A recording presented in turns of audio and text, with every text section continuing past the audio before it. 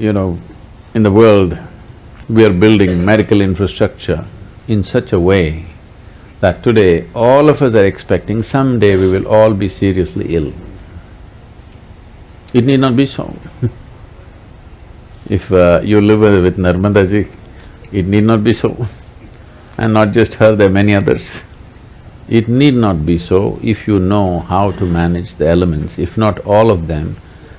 It's very easy to bring water and air into your control. These are two elements which are easily accessible.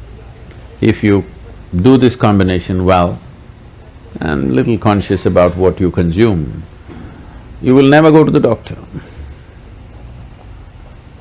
There was a time, for the whole town there used to be one doctor and it was enough. Today every street has 5 doctors and it's not enough. This shows how we're living. When we forget how to live, when we do not respect what makes our life, the earth that we walk upon, air that we breathe, water that we drink, the very sky that holds us in place, when we have no respect and reverence for that, how they behave within us is very different. Today there is substantial scientific evidence to show that water has tremendous memory. If you just generate a thought looking at the water, the molecular structure of the water will change. Just a look, the molecular structure of the water will change. If you touch it, it will change. How you touch it is very important. So now for example, they're keeping it in a copper vessel with a flower on top of it, because this is the God. What other God?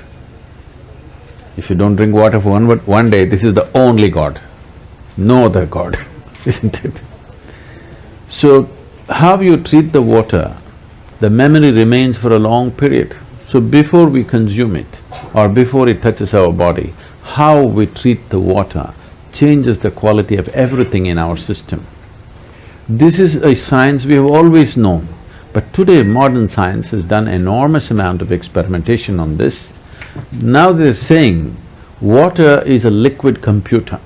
The volume of memory and intelligence it carries by itself. It is a liquid computer, this is what they're saying, it's a fluid computer. We have always known this. What is called as tirth, why for one drop of water people go and stand in a temple, is because it has the memory of the divine. You want to take that into your system. If the deity is powerful and the water has touched the deity, it has the memory of the divine, you want that to enter your system. But being in a pure space like this, it's a blessing. If there are certain ways with which you can be in the water. If one does that, every ailment, all chronic ailments will go. There are infectious diseases and chronic ailments. Infectious diseases are an invasion from outside. Other organisms are entering our body and troubling us. For this you need a doctor. You need warfare, you have to bomb them out. Chemical warfare is normally what we're doing. But over 70% of human ailments are self-help. We manufacture that within our system. This is simply because fundamentally, the way we are treating the elements within ourselves and around ourselves. The so-called modern life has absolutely no reverence to the substances which make our life. The life-making material is being treated badly and we're expecting it'll behave well within us and it will not.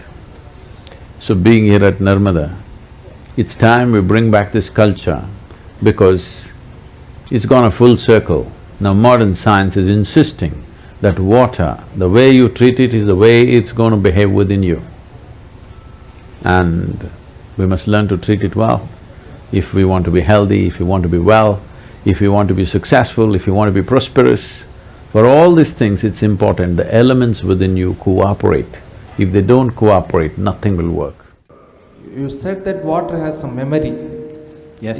Is there any viability to bring that memory level to our life or something? Is there any scientific evidence or spiritual evidence or some other evidences available for that? Basically, as I'm a chemist, I am telling this. Okay. Today, is it okay if I walk down into you? Today, particularly in the last 4.5 years, phenomenal amount of research has gone into water and its water potential. This started off inadvertently because of the way the usable water in the world is receding per person. In India, for example, in 1947, doesn't like me. In 1947, how much water an average Indian had, potable water? Today, we have only 20% of that. They say by 2025, we'll have only 7% of what we had in 1947 per person. Per capita water, only that much will be available. So because of this, lot of research has gone into water. It went mostly from this line, but slowly they went deeper and deeper into this, and they find, which you must be… being a chemist, you must be very much aware of this, without changing the chemical composition of the water, you can rearrange the molecular arrangement in such a way that the water will behave completely in a different way than the way it does. To such an extent, it's sensitive to this extent that if I take a glass of water in my hand and just look at it in a certain way and give it to you, well-being will come to you.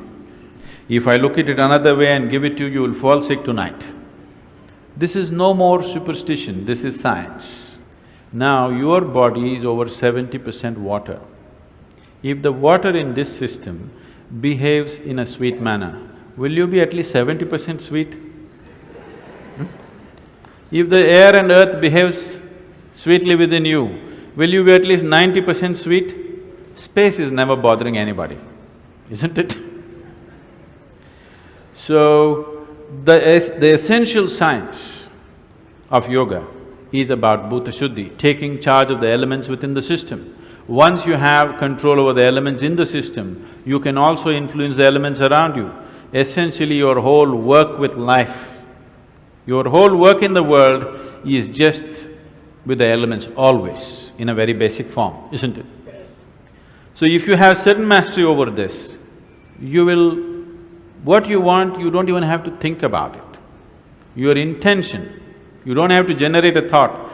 Just before you intend, that is how life will work out for you. So success is not an uphill task.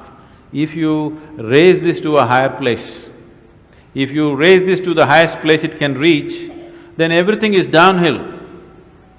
Downhill you can run easily, or uphill you can run easily. Definitely downhill, isn't it? So is there any scientific evidence? There's substantial scientific evidence today about how the molecular structure of the water can be rearranged without changing the chemical structure, even with a simple thought or a touch. The problem is, your grandmother told you this, didn't she? Didn't your grandmothers tell you, you should not drink water from anybody's hand, do not take food from anybody, there is a certain way, you must receive only if they have good intentions for you? Did they tell you these things? But when your grandmother said it, the problem is if it goes from the east, it is superstition. If it comes from the west, it becomes science. That's where it is.